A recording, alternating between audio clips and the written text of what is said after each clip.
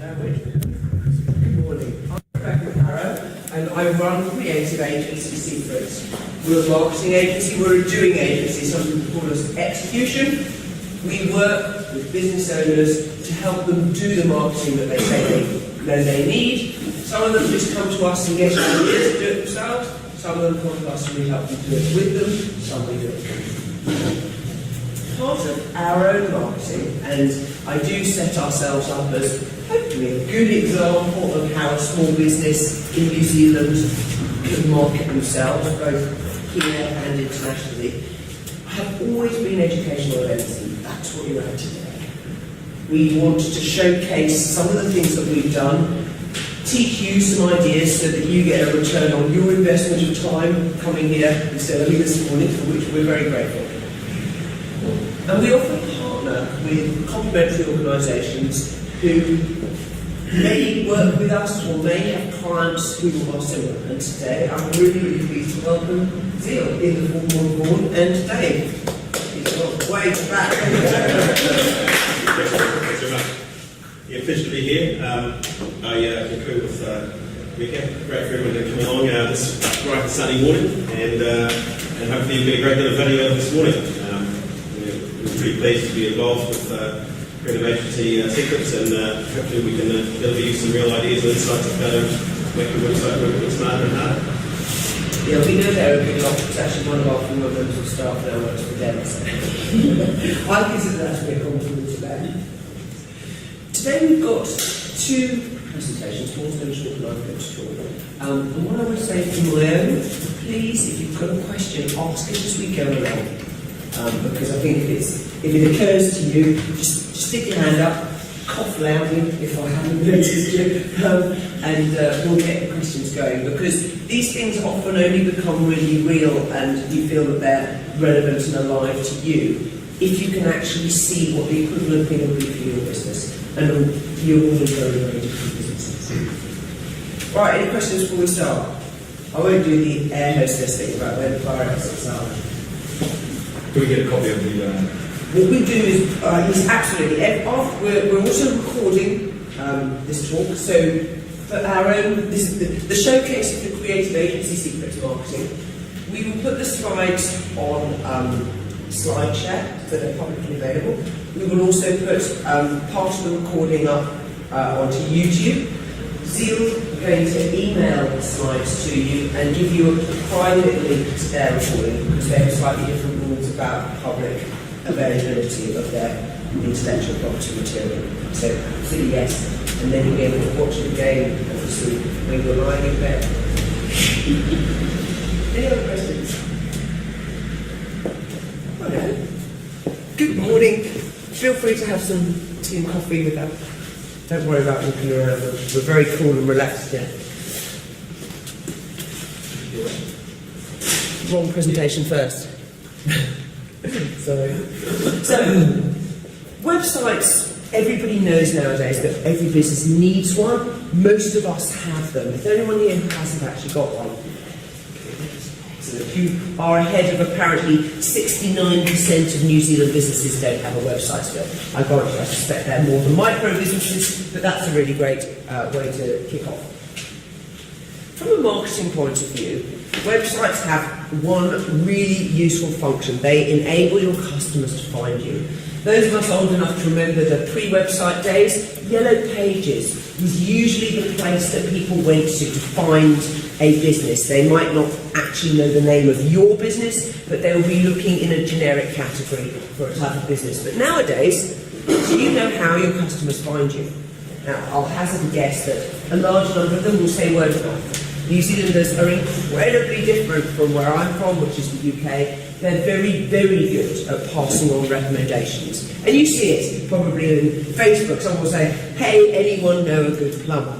And people are really helpful, and then they go and look up the name of the plumber and mention it. Sorry. But the whole thing about how your customers find you is actually not just about people finding the website, because people will find the website who are not good customers for you or for me. And so that's what I'm asking, what do your customers look like? What is the profile of a typical customer? Now, I used to, years ago, work as a marketer for the big department store in London called Harrods, which I'm sure you've all heard of. Now, Harrods had something called an ideal customer profile, and their ideal customer was a mum. She was probably in her mid-30s to late 40s. She was called Fiona, and she lived in Fulham, and she had 2 children, and her husband worked in the city. Now, that's a real cliche of the type of person who shops at Harrods, and of course, not every customer that shops at Harrods looks like that, but it was a very good starting point. So if you're, quick show of hands, who sells to other businesses? Who's a business-to-business organisation? About 3 or 4, about half, and the rest of you sell direct to the consumers, yes? So 2 very different types of businesses, business-to-business and business-to-consumer. Who are your typical clients, and what are the common attributes that they've got?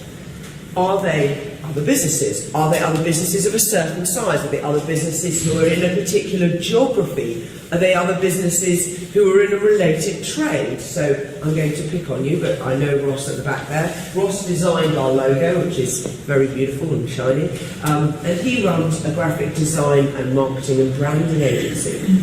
Now, Ross gets business sometimes direct from other businesses who want his services, and he sometimes gets business referred from people like us, because we don't do graphic design and branding, and so we have a couple of clients in common, and we know that I, for example, can hand clients to Ross and he will look after them well. So I, as another business, am a different type of customer, because I'm not the end user, from his direct instruction clients.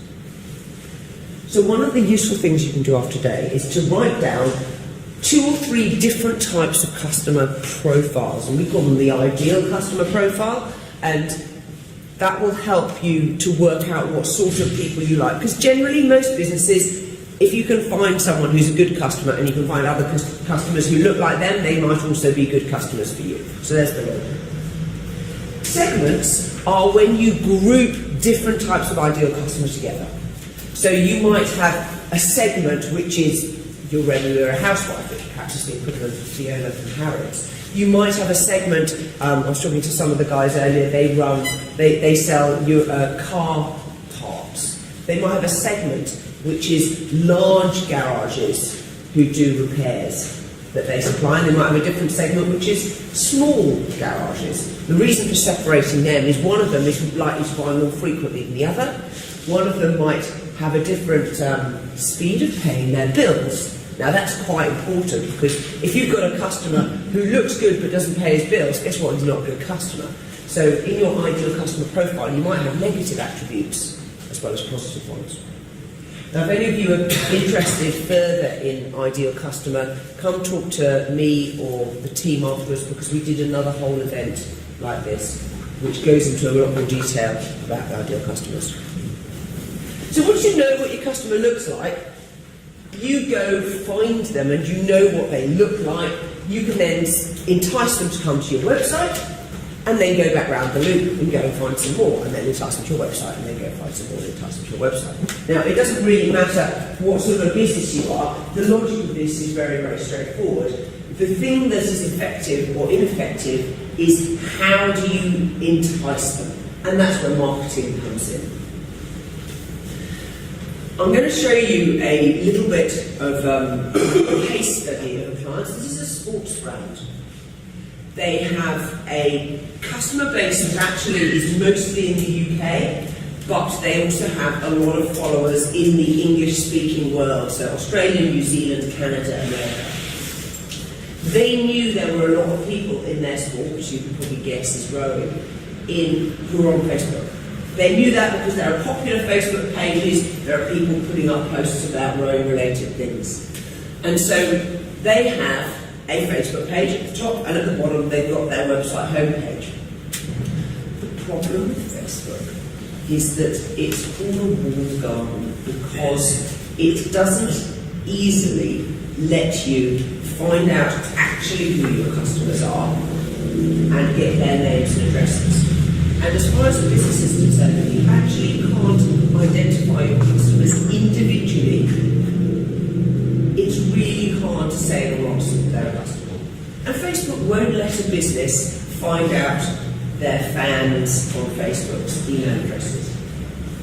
They'll tell you who they are, you can see that so-and-so has liked something, or someone has written a comment, but you actually have no way of getting back in touch with them except through Facebook.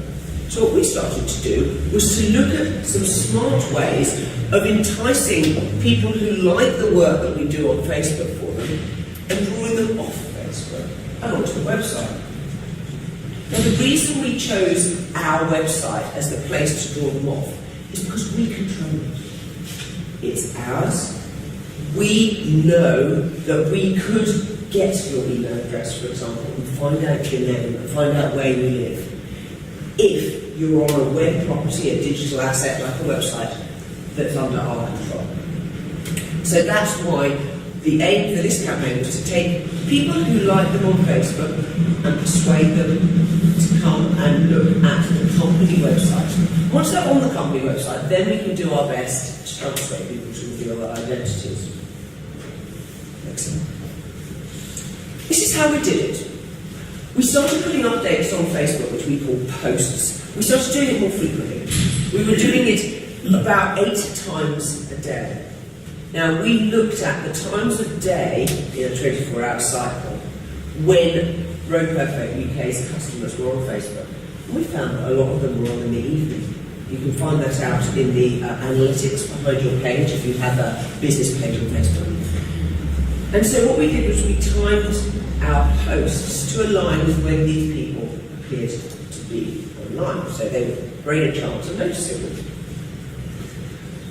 Then what we did was change the way we structured our posts. I expect most of you know on Facebook, the things that seem to get people to like them most are often funny cartoons, good quality photographs, and often those pictures that have a sort of a slogan on them that sort of says, you know, you won't win unless you try hard every day, that sort of thing. So we put them up on Facebook, but we changed the way the posting worked so that when someone clicked on the photograph to make it bigger, we've all done that in Facebook, instead of just making it bigger, what it did was it clicked and it moved you to the website with the bigger picture.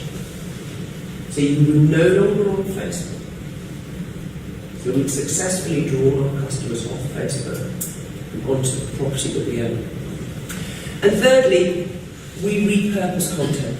It's impossible at posting frequency of 8 times a day to find enough new material to fill this hungry, it's like a sort of hungry chicken to keep feeding. So we used other content and we reworked it in slightly different ways so that we actually could find something and use it 3 times. This is what the results look like. The purple blobs at the bottom are the posting frequency, and the green line above it were people talking about it, which didn't change very much, but the total reach, which is the blue line at the very top, as you can see, soared. Now, this happened because we were posting high quality content that people found attractive and wanted to share. And secondly, because of the frequency going up. And we didn't use advertising in this case to promote or boost the posts. So we weren't actually paying Facebook. We were doing this off our own bat. Next slide. Here's some detail of the results. Now this is from the Google Analytics. Has everybody got analytics on their websites? If you haven't, go and get it. It's free. We can show you how to interpret it. But these are referrals. So you can see each of them have got a /referral on them. And what we've done is we've looked at a range of dates from July to August last year compared with the year previous. The top one is Facebook referrals, and it went up from 37 to 831. So that was a lot more people came to the website having started a Facebook, which is what we wanted. So that's good. It confirms that what we did worked. The second one, interestingly, is from Twitter. T.co is a short URL for Twitter. Now, we had our blog posts and also some of our Facebook stuff was repurposed into Twitter. Do you remember I said it might want to use 3 times? Twitter also increased the number of people coming to the website. In this case, from 133 to 762. So still quite a big number increase. And I will say this was a year ago. At that time, there were fewer pictures on Twitter than there are now. But that was when we found out that pictures on Twitter get more traction, more people notice them. Then we had number 5. This is actually the company newsletter supplier. It's called Feedlist. So these were coming from the RSS feed out of the newsletter. And at the bottom, the mobile version of Facebook, m.facebook.com. So a year ago, who didn't have a smartphone? The count of smartphones has grown. And so in this case, we actually were getting 462 people coming from the mobile version of Facebook. And that tells us that people are looking at Facebook on the go. Maybe on the bus, or to work, maybe whatever. If you're my husband, you read it in bed on the mobile. So he's actually in a place where we wouldn't necessarily have expected mobile use, but he did. This is how we did it. We used a range of manual and automated processes. So creative agency sequences of doing agency. We will help you set up things that work for your brand. And one of the things for this brand, because it was a 24-hour sort of news cycle, and I have noticed I stay up all day and all night for my clients, we use some automatic posting. So we can set up a series of publications that would go on Facebook and schedule the times that they would come up. So I could spend half an hour scheduling it in the morning, knowing that one of them would be posting at midnight. So I didn't have to do it live. We simplified the Like Us button, which you know what that looks like, on the website. We also had a little pop-up on the website that said Like Us on Facebook. So more people liking you, once someone's liked you on Facebook, then your news may appear in their newsfeed. So that was important. We then added another place where people can see a share this on Facebook button. So there's 2 different activities. One is you like me, and the other is you take my content and then reshare it to your friends. And so we had a horizontal one, and then we had this number 5 was social picture sharing. These are both plugins, so they're little bits of code that help my readers for this website go and do something with what they read. And that's what the floating share bar was. Everyone been to a website where you scroll down the page and maybe on the side there's a little line of buttons that says tweet this, like it on Facebook, share this, pin it to Pinterest, and this one moves with you as you scroll down the page, not on the page. So that if people read down through the content and get to a point where they still think it's good enough to share, they don't have to scroll back to the top of the page to find the buttons to do it. It's kind of there and immediate and in their line of sight. And we also had a mobile plugin to make the website mobile friendly, because as we discovered, an awful lot of people are using their mobiles. This is a lightbox. It's a little bit of code on the website that overlays the background, which is the actual web page, and it pops up a certain number of seconds after someone visited the page. So let's play the scenario. You're on Facebook, you see something that relates to this brand, you click on the picture to enlarge it, it enlarges and comes to the website, and then this comes up. The reason is because I don't just want you coming to the website to look at that picture, I want you to tell me who you are. Because once I know your name and address, then I have the chance to start having a relationship with you and possibly persuading you to be my customer. And this offers a very explicit offer. Get your weekly fix, news articles, tips, free ebooks, and special discount codes. And really love special. And it's a very, very good way of offering something to someone as an explicit bargain. You give me your email address, I will give you a special. And most businesses can afford to do things like that, particularly if it recruits a new email address for you. Here are some more results. The number of likes rose within 2 weeks. We did this as an intensive project over 2-week period. But what happened was Facebook then realised that this page was actually a very dynamic page, which created good content, and enabled it to be shown in more people's news feeds. Now that's the Facebook algorithm. We have no influence over that.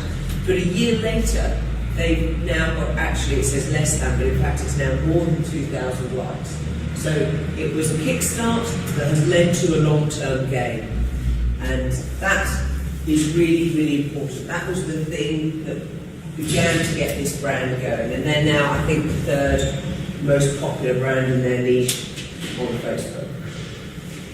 Here's another one. This is a business-to-business client. Mike runs a business that sells health and safety equipment, so hard hats, high-vis jackets, and he wanted to target people who made health and safety purchasing decisions in business, specifically with a range of gloves that he was selling that are protective against heat or against cold or against cuts. And workmen get through a lot of gloves. They do. It's part of their job. You need gloves to handle things, and Mike wants to be the supplier. So for him, we started in a different way. We started by buying a mailing list. A mailing list of people in New Zealand businesses who had a health and safety responsibility inside their business, because health and safety is a very, very big trigger to preventing workplace accidents, and workplace accidents, anyone who's in the trades will tell you, are a big no-no. So here's what we did with him. We conceived a campaign called the Work Glove Challenge, and the challenge was this: get a free sample of these work gloves to test. You agree to test them for comfort, performance and grip, which are the ticks across the middle, and you can choose what one you want. Do you want one that's for abrasion, chemical resistance, cut resistance, waterproof or thermal protection? Because obviously different businesses are different and have different needs. If you're not in the chemicals, handling and nasty chemicals business, you don't want to have chemical gloves. The logos down the left-hand side are the brand names of the different types of glove. And so we sent a message to all of these health and safety personnel, offering them to try these gloves for free for a fortnight to see if they were better than what they were currently using. Now, between you and me, they probably were better, but they were also more expensive. And obviously somebody who has a purchasing responsibility, telling them straight off that it's going to cost them more, may not be the best marketing approach. So what we wanted to do was to get them to try them first, and if they found they lasted longer, then you can have a cost discussion, because if they last longer than over a year, you will actually spend less money because they replace them less frequently. But it wasn't the message to start with. These are the people we sent the results. So the list was much larger than the list. The list, Jonathan, 250 names?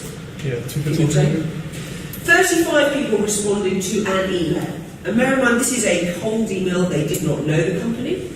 They didn't know Mike, the owner, even though the email came from him. So this is a really, really good number as a proportion for people who've never heard of you before. 70 samples were sent off. The 2-week trials happened. He got active feedback from real people in real businesses saying what they thought of the gloves, and it was positive. He made quite a lot of sales off the back of it, and as I was talking to earlier, you'll often try someone out, you give it a little try for a bit before you place a big order. So actually what's happened is he's got the little orders now, and obviously he's hoping to upsell them and get big orders later. But here's the smart bit. Part of the deal, 2 slides earlier, where I said, I will try the gloves and I will give you feedback, gets him testimonials. Now, in any business, having a real customer say what they think about your product, hopefully it's positive, but it's a really powerful marketing tool. So even though these businesses had not yet become customers, he got testimonials from them. So we were building a marketing asset into a cold email campaign. And we also got new customers out of it. So that was positive. That's the end of my little bit of the show. Has anyone got any questions about how to make your website work harder? So in summary, bring them to your website. Give them an incentive to reveal their identities and to start a conversation with the business. and then seek a way of continuing that conversation, whether it's in a business-to-business context, road brand, or whether it's in a business-to-consumer business for other safety